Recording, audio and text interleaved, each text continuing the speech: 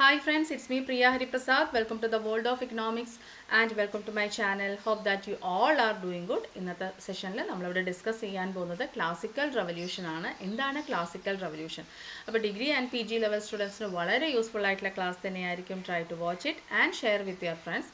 ഇതുവരെയും എൻ്റെ channel subscribe ചെയ്യാതെ ആരെങ്കിലും കാണുന്നുണ്ടെങ്കിൽ സബ്സ്ക്രൈബ് ചെയ്യുക, ബെല്ലൈക്കൺ ക്ലിക്ക് ചെയ്യുക, ഓൾ എന്ന ഓപ്ഷനും കൂടെ പ്രസ് ചെയ്യുക. അപ്പോഴേ ഞാനിടുന്ന പുതിയ വീഡിയോസിൻ്റെ നോട്ടിഫിക്കേഷൻസ് നിങ്ങൾക്ക് ഉടനെ തന്നെ ലഭിക്കുകയുള്ളൂ. Okay then come let's learn together. Let's begin the class. എന്താണ് ക്ലാസിക്കൽ റവല്യൂഷൻ? അപ്പോൾ ക്ലാസിക്കൽ റവല്യൂഷൻ പഠിക്കുന്നതിനേക്കാൾ മുമ്പ് നമുക്ക് എന്താണ് ക്ലാസിക്കൽ എക്കണോമിക്സിലെ ക്ലാസിക്കൽ എക്കണോമിക്സ് എന്ന് പറഞ്ഞാൽ ആഡം സ്മിത്തും ഡേവിഡ് റിക്കാർഡും പോലുള്ള വളരെ ഫേമസ് ആയിട്ടുള്ള എക്കണോമിസ്റ്റുകളുടെ കുറേ തിങ്കിങ്സ്, ഐഡിയാസ്, അവരുടെ സജഷൻസ് ഒക്കെയാണ് ഇതിനകത്ത് ഇൻക്ലൂഡഡ് ആയിട്ടുള്ളത് ക്ലാസിക്കൽ എക്കണോമിക്സിൽ അല്ലേ. നമുക്കറിയാം wage price flexibility, full employment ആണ്. അതേപോലെ തന്നെ Say's law of market, supply creates its own demand അല്ലേ. അതുപോലെ തന്നെ ഗവൺമെൻറ്റിൻ്റെ ഇൻ്റർവെൻഷൻ ആവശ്യമില്ല, ഇൻവിസിബിൾ ഹാൻഡ് ഉണ്ട്, ലേസസ് ഫെയർ പോളിസി, സ്വതന്ത്രതാവാദം അല്ലേ. അപ്പം ഇതെല്ലാം ഈ ഒരു ഐഡിയാസ് എല്ലാം ബേസ് ചെയ്ത് പോകുന്ന എക്കണോമിക് തിങ്കിങ്ങിനെയാണ് നമ്മൾ ക്ലാസിക്കൽ എക്കണോമിക്സ് എന്ന് പറയുക. ആ ക്ലാസിക്കൽ എക്കണോമിക്സ് എമേർജ് ചെയ്ത് വന്നില്ലേ, അതിന് ഉണ്ടായ സാഹചര്യത്തിനെയാണ് നമ്മൾ എന്തെന്ന് പറയുന്നത്, ക്ലാസിക്കൽ റവല്യൂഷൻ എന്ന് പറയുന്നത്. ഓക്കെ, ആക്ച്വലി ക്ലാസിക്കൽ എക്കണോമിക്സ് എവല്യൂട്ട് ചെയ്ത് വന്നില്ലേ, എമേർജ് ചെയ്ത് വന്നില്ലേ. അപ്പോൾ അതിൻ്റെ ഒരു സാഹചര്യമാണ് ശരിക്കും പറഞ്ഞാൽ ക്ലാസിക്കൽ റവല്യൂഷൻ എന്ന് പറയുന്നത്.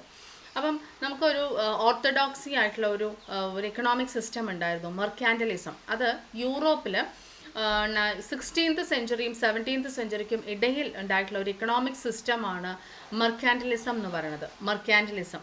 അപ്പം ആ മെർക്കാൻറ്റലിസം യൂറോപ്പിൽ നമുക്കറിയാം ഒരു ഉടലെടുത്തിട്ടുള്ള 16th and 17th സെഞ്ച്വറിയിൽ ഉടലെടുത്തിട്ടുള്ള ഒരു എക്കണോമിക് സിസ്റ്റമാണ്. അപ്പോൾ ആ മെർക്കാൻറ്റലിസത്തിൻ്റെ ചിന്താഗതി ഇങ്ങനെയായിരുന്നു, നമ്മുടെ കൺട്രിയിൽ വെൽത്ത് ക്രിയേറ്റ് ചെയ്യുക എന്നുള്ളതാണ് മെയിൻ എയിം. അപ്പോൾ ഓരോ കൺട്രിയിലും എന്താ പറയുക, കുറേ നമ്മളെ നാണയങ്ങളും അല്ലേ, മെറ്റൽസും കോയിൻസും ആ ഗോൾഡും ആ ഒരു രീതിയിൽ ശേഖരിച്ച് അക്യുമുലേറ്റ് ചെയ്ത് ഓരോ കൺട്രി വെൽത്തി ആവുക, അതാണ് ലക്ഷ്യം. ഈ വെൽത്തി ആവാൻ വേണ്ടി ഫോറിൻ ട്രേഡിൽ എൻഗേജ് ചെയ്യുക. എങ്ങനെയുള്ള ഫോറിൻ ട്രേഡാണ്? Import restriction. Okay, import restriction, ഇമ്പോർട്ടിന് നല്ല റെസ്ട്രിക്ഷൻ കൊടുത്ത് എക്സ്പോർട്ടിന് കൂടുതൽ. ഓരോ കൺട്രീസും വെൽത്തി ആവണം. അപ്പോൾ ഏതെങ്കിലും ഒരു കൺട്രി വെൽത്തി ആവണം, ഏറ്റവും അല്ലേ വെൽത്തി ആയിട്ടുള്ള ഒരു കൺട്രി ആയിട്ട് പവർഫുൾ ആയിട്ടുള്ള ഒരു നേഷൻ ആവണം എന്നുണ്ടെങ്കിൽ എന്തുണ്ടാക്കണം? നമ്മൾ കുറേ കോയിൻസും മെറ്റൽസും വാല്യൂബിൾസ് ഉണ്ടാക്കണം. ഓക്കെ, അതിന് വേണ്ടിയിട്ട് അത് അക്യുമുലേറ്റ് ചെയ്യണം. അത് അക്യുമുലേറ്റ് ചെയ്യാൻ വേണ്ടിയിട്ട് എന്താണ് സജസ്റ്റ് ചെയ്യുന്നത്? മെർക്കാൻറ്റലിസ്റ്റുകൾ സജസ്റ്റ് ചെയ്യുന്നത് എന്താണ്? ഫ്രീ ട്രേഡ് അല്ല, സോറി, ഇൻ്റർനാഷണൽ ട്രേഡ്. അത് എങ്ങനെയായിരിക്കണം? ഇമ്പോർട്ട് റെസ്ട്രിക്റ്റ് ചെയ്യണം. കാരണം നമ്മൾ ഇറക്കുമതി റെസ്ട്രിക്റ്റ് ചെയ്ത് നമ്മൾ മാക്സിമം എന്ത് കൂട്ടണം? കയറ്റുമതി കൂട്ടണം. അങ്ങനെ മറ്റുള്ള രാജ്യങ്ങളിലേക്ക് നമ്മൾ സാധനങ്ങൾ കയറ്റി അയച്ച് നമ്മൾ ഒരുപാട് ഗോൾഡും സിൽവറും അങ്ങനെയുള്ള കാര്യങ്ങൾ അക്യുമുലേറ്റ് ചെയ്ത് പവർഫുൾ നാഷനായിട്ട് മാറണം എന്നുള്ള ചിന്താഗതിയുള്ള, അപ്പോൾ ട്രേഡിൽ ഒരുപാട് റെസ്ട്രിക്ഷൻസ് ഉണ്ട്, ഇമ്പോർട്ട് റെസ്ട്രിക്ഷൻസ് ഉണ്ട് കേട്ടോ, എന്നുള്ള ചിന്താഗതിയുള്ള ഒരു എക്കണോമിക് സിസ്റ്റം ആയിരുന്നു യൂറോപ്പിൽ ഉണ്ടായിരുന്ന മെർക്കാൻറ്റലിസം എന്ന് പറയുന്നത്. അപ്പോൾ ശരിക്കും അതിന് എഗെയിൻസ്റ്റ് ആയിട്ട് വന്നിട്ടുള്ള ഐഡിയാസ് ആണ് എന്തെന്ന് പറയുന്നത്, ക്ലാസിക്കൽ റവല്യൂഷൻ എന്ന പേരിൽ അറിയപ്പെടുന്നത്. അതിന് എഗെയിൻസ്റ്റ് ആയിട്ടുള്ള നോക്കിക്കോളൂ, the classical ideas on macroeconomic issues were emerged as a revolution against the ancient orthodoxy mercantilism. Ancient orthodoxy എന്ന് പറഞ്ഞാൽ വളരെ പുരാതനമായ ചിന്താഗതിയുള്ള അല്ലേ മെർക്കാൻറ്റലിസം എന്ന് പറയുന്നത്. അപ്പോൾ അതിന് എഗെയിൻസ്റ്റ് ആയിട്ട് വന്നിട്ടുള്ള ക്ലാസിക്കൽ ഐഡിയാസ് ആണ്. മാക്രോ എക്കണോമിക് ഇഷ്യൂസ് ഒരുപാടുണ്ടല്ലോ, അപ്പോൾ അതിലേക്കായിട്ട് ക്ലാസിക്കൽ ഐഡിയാസ് ഒരുപാട് എമേർജ് ചെയ്തു. അതൊരു റവല്യൂഷൻ ആയിട്ടാണ് എമേർജ് ചെയ്തത്. അതിനെയാണ് നമ്മൾ ക്ലാസിക്കൽ റവല്യൂഷൻ എന്ന് പറയുന്നത്. അപ്പോൾ ക്ലാസിക്കൽ എക്കണോമിക്സിൽ പറയുന്നത് ഫ്രീ ട്രേഡ് ആണ് അല്ലേ. ഡേവിഡ് റിക്കാർഡോ ആഡം സ്മിത്തും ഒക്കെ സപ്പോർട്ട് ചെയ്യുന്നത് ഫ്രീ ട്രേഡ് ആണ്. അതായത് റെസ്ട്രിക്ഷൻസ് ഇല്ലാത്ത ട്രേഡ്, ഗവൺമെൻറ് സ്റ്റേറ്റ് ഇൻ്റർവെൻഷൻ ഇല്ല, മനസ്സിലായില്ലേ? ആ ഒരു രീതിയിൽ പ്രൈവറ്റ് ഓണർഷിപ്പ്, പ്രൈവറ്റ് പാർട്ടീസിന് ഇമ്പോർട്ടൻസ്, അങ്ങനെയൊക്കെയാണ് പറഞ്ഞിരിക്കുന്നത്. അപ്പോൾ അതൊക്കെ തീർത്തും എന്തിന് എഗെയിൻസ്റ്റ് ആണ്? മെർക്കാൻറ്റലിസത്തിന് എഗെയിൻസ്റ്റ് ആണ്. അപ്പം ഇങ്ങനെ വളരെ പഴയ ചിന്താഗതിയോടുകൂടി, ആൻഷ്യൻ്റിൽ വളരെ പുരാതനമായിട്ടുള്ള ചിന്താഗതിയോടുകൂടി ഉണ്ടായിട്ടുള്ള മെർക്കാൻറ്റലിസത്തിന് എഗെയിൻസ്റ്റ് ആയിട്ട് വന്നിട്ടുള്ള കുറേ ക്ലാസിക്കൽ ഐഡിയാസ് ഉണ്ട്.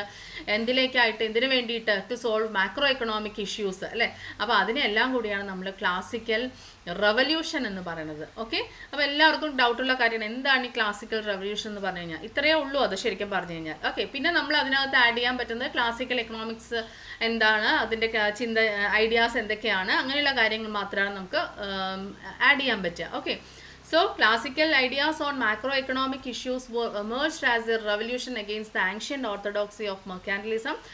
then that mercantilism was an economic doctrine that prevailed in Europe during 16th and 17th centuries. Okay, type ചെയ്തപ്പോൾ ഒരു ചെറിയ വ്യത്യാസമുണ്ട്, ഇവിടെ ഒരു ഫുൾ സ്റ്റോപ്പ് വന്നിട്ടുണ്ട്, സോറി.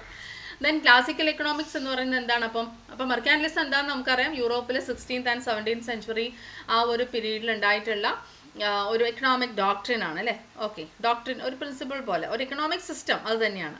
അപ്പോൾ ഇനി എന്താണ് ക്ലാസിക്കൽ എക്കണോമിക്സ് എന്ന് പറയുന്നത്? ക്ലാസിക്കൽ എക്കണോമിക്സ് എന്ന് പറയുന്നത് it is A school of economic thought that advocates four private ownership of business അല്ലേ. പ്രൈവറ്റ് ഓണർഷിപ്പ് ഓഫ് ബിസിനസ് എന്ന് വെച്ചാൽ ഗവൺമെൻറ് കൺട്രോൾ വളരെ കുറവുള്ള private ownership of business, empowered individuals അല്ലേ, വളരെ എംപവേർഡ് ആയിട്ടുള്ള individuals, labour based theory of value അല്ലേ. Classical തിയറിയിൽ ലേബർ തിയറി ഓഫ് വാല്യൂ പറയുന്നില്ലേ, ലേബർ അലോൺ ക്രിയേറ്റ്സ് വാല്യൂ എന്നൊക്കെ പറയുന്നത്, ലേബർ ആണ് വാല്യൂ ക്രിയേറ്റ് ചെയ്യുന്നത് പറഞ്ഞിട്ട്. ഓക്കെ, അപ്പം private ownership of business, empowered individuals, അതേപോലെ തന്നെ labour based theory of value, ഇതൊക്കെയാണ് classical എക്കണോമിക്സിലുള്ളത്. So the theory of value is a concept in which an item derives its worth from consumers from the resources that it took to make that item. അത് നമുക്കറിയാം, theory of value നമുക്കറിയാം, labour ആണ് value create ചെയ്യുന്നത് എന്നുള്ള രീതിയിൽ. Okay, പിന്നെ classical economics എന്ന് പറയുന്നത് ശരിക്കും പറഞ്ഞാൽ 18th and 19th സെഞ്ച്വറി ആ പീരീഡിൽ എമേർജ് ചെയ്തിട്ടുള്ള ഒരുപാട് തിങ്കിങ് ഐഡിയാസ് അതെല്ലാം കൂടെ ഇൻക്ലൂഡ് ചെയ്തിട്ടുള്ളതാണ് ഈ ക്ലാസിക്കൽ ഇക്കണോമിക്സ് എന്ന് പറയുന്നത്, ശരിയല്ലേ? അപ്പം അതിൻ്റെ പയനീർ എന്ന് പറയുന്നത് ക്ലാസിക്കൽ എക്കണോമിക്സിൻ്റെ ഏറ്റവും തലപ്പത്തിരിക്കുന്നത് ആര് തന്നെയാണ്? ക്ലാസിക്കൽ എക്കണോമിക്സിൻ്റെ ആഡം സ്മിത്ത് ആണ് അല്ലേ. ഓക്കെ, ആഡം സ്മിത്ത് ആണ്. അതാണ് ഇവിടെ പറഞ്ഞിരിക്കുന്നത്. ക്ലാസിക്കൽ എക്കണോമിക്സ് എന്ന് പറയുന്നത് it is a broad term that refers to the dominant school of thought for economics in the 18th and 19th centuries. Most considered Scottish economist ആരാണ്? Adam Smith അല്ലേ. The progenitor of classical economic theory. Classical തിയറിയുടെ ഏറ്റവും അതിന് ചുക്കാൻ പിടിച്ചത് ആര് തന്നെയാണ്? Adam Smith തന്നെയാണ്.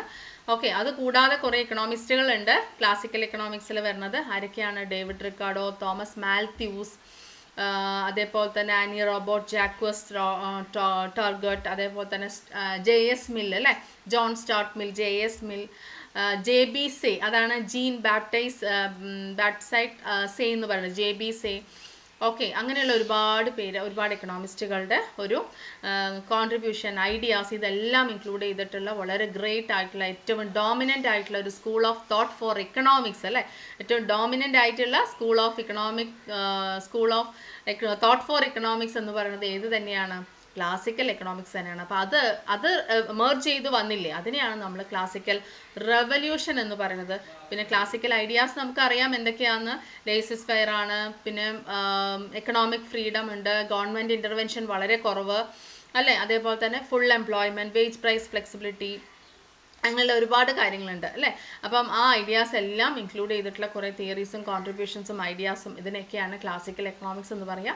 അതിൻ്റെ ഒരു എമർജൻസ്, അതിനെ നമുക്ക് ക്ലാസിക്കൽ റെവല്യൂഷൻ എന്ന് ടേം ചെയ്യാം. അപ്പോൾ വളരെ സിമ്പിളായിട്ട് ഇന്നത്തെ സെഷനിൽ എന്താണ് ക്ലാസിക്കൽ റെവല്യൂഷൻ എന്നാണ് നമ്മൾ ഡിസ്കസ് ചെയ്തത്. So make it clear, repeat the video. വീണ്ടും ഇതുപോലെ അടുത്ത ക്ലാസ്സിലൂടെ കാണാം. Your support is my strength. Thank you, thanks a lot, take care, by.